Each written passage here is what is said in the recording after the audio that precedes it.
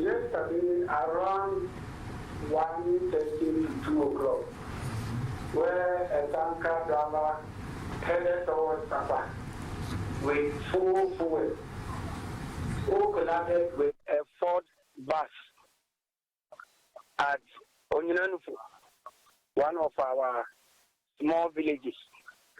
This tanker had this accident and catches fire. So it exploded and the whole of the place got burnt. There was electricity pole without the road. So this tanker hit the pole and the pole catches fire.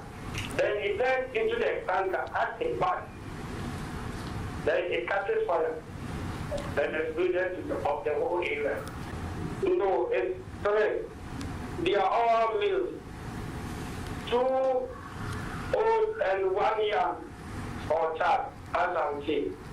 We had our Director General of NATO, Honorable Adama Sese, was at the scene.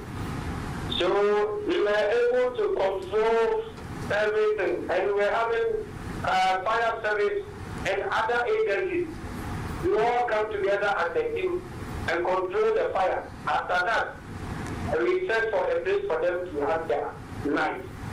Our director ordered relief items from Accra.